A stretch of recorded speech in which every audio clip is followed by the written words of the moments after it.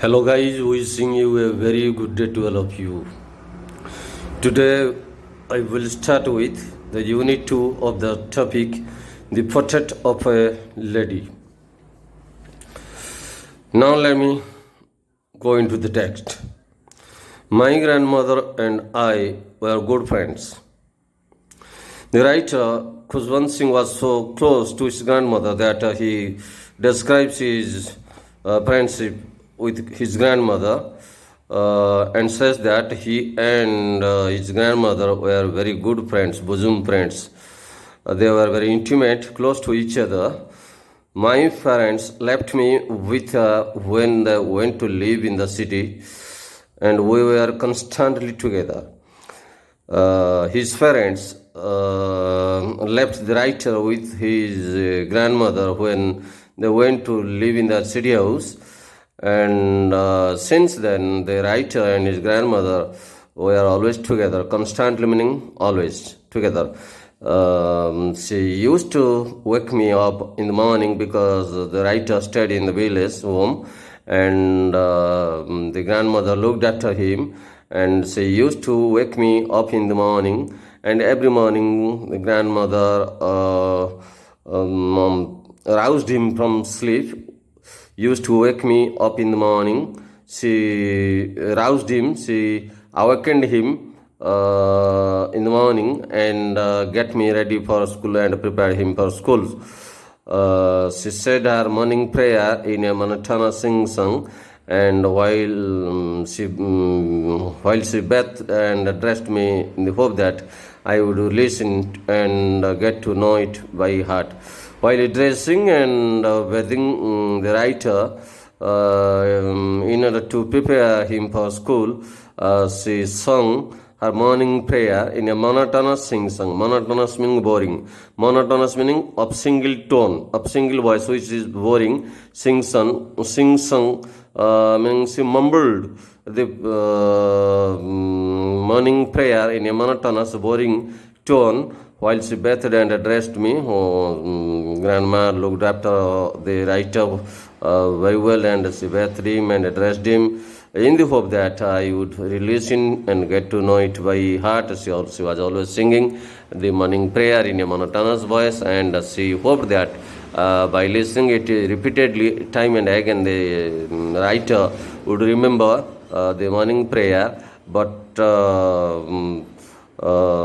that I would listen and get to know it by heart. Know it by heart means to know something thoroughly, minutely. I listened because I loved her voice, but the writer always listened her monotonous voice, her morning prayer, because he loved her voice, but never bothered to learn it. But he was not at all interested in learning the morning prayers by heart.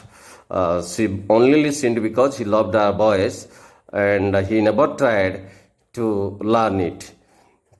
Then she would fetch my wooden slate, which she had already washed. After he had taken his bath, his grandmother would fetch his wooden slate.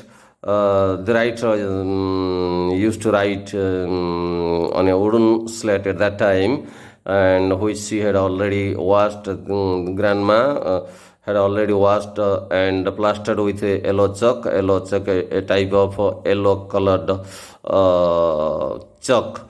He plastered the slate with a yellow colored chalk, and then she would give a tiny earthen ink pot and a reed pen, and the writer was writing with a reed pen. Reed is a type of grass.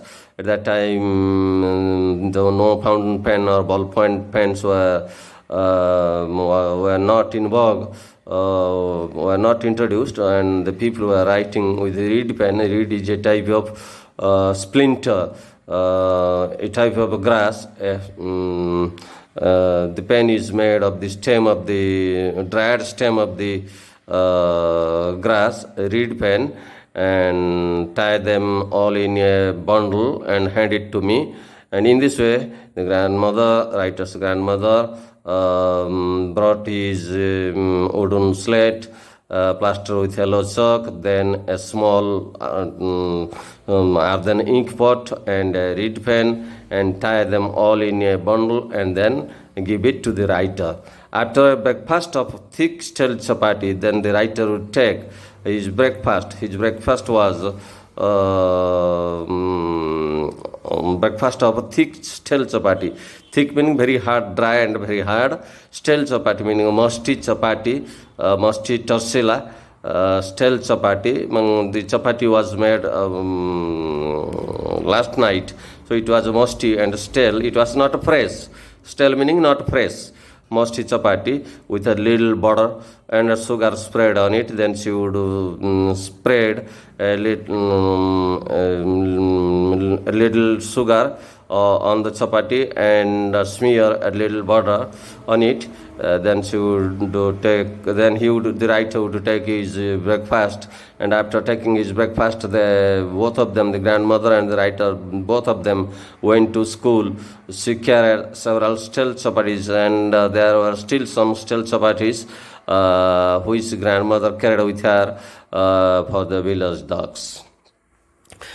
In this way, the writer and the grandmother were very good friends. It was a very intimate, close relationship. It was a filial relationship. His grandmother was definitely a doting and affectionate and loving grandmother.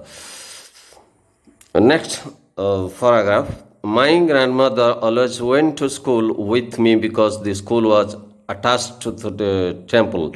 The grandmother went to school with the writer because the writer's school was adjacent to a temple, attached to the temple, meaning adjacent, near, very close to the temple, adjacent to the temple, next to the temple. His school was next to the temple. The priest taught us alphabet, and at school the temple priest was teaching the pupils the alphabet and the morning prayer. In this way, the teacher was the temple priest. He taught the pupils alphabet and morning prayer. While the children sat in rows on either side of the veranda, the children were sitting either on either side, meaning it may be on one side or it may be on both sides of the veranda, singing the alphabet. The pupils, the small children, they sing the alphabet and multiplication table while reading in village schools. And in this way, the writer and his friends sitting on the veranda was singing the alphabet, and also in prayer in a chorus. In a chorus meaning simultaneously, all together, all children at a time, they sang the alphabet and morning prayer. And at that time, my grandmother sat inside reading the scriptures, and while the writer was reading, at that time his grandmother would be sitting inside the temple reading the scriptures, meaning holy books. She was a devoted, a pious woman, and she devoted her time at the temple reading the scriptures or holy books, especially the holy book of the Sikhs. It's called Granth Sahib. Grandmother would be reading the scriptures, meaning that holy book. When we had both finished, after the class was over and grandmother had finished reading the holy scriptures, we would walk back together. The grandmother and the writer, both of them would come back home together. This time the village dog would meet them at the temple door, and the village dogs whom grandmother offered breadcrumbs were accustomed to meeting the writer and grandmother at the temple door. This time the village dogs would meet us at the temple door. They followed us. When the writer and his grandmother returned home on their way, the village dogs would follow them to our home, meaning to their home, growling, meaning grousing or grousing or barking and fighting with each other for the chapatis we threw to them. When the grandmother and the writer returned home, the village dogs would meet them at the temple door, and the village dogs would follow them up to their home grousing, meaning barking at each other, grumbling at each other for the breadcrumbs that the grandmother threw to them. In this way, the writer and his grandmother were very good friends, very close to each other. There was filial and there was an immaculate relationship between the grandmother and the writer. And I think you might have understood this unit 2 of the topic, the portrait of a lady. And here I conclude this video, and if you like it, then you share and subscribe it to your friends. And here I remain yours sincerely. And at the end, I would like to ask you some MCQ questions. The writer and his grandmother were dash. Answer: very good friends.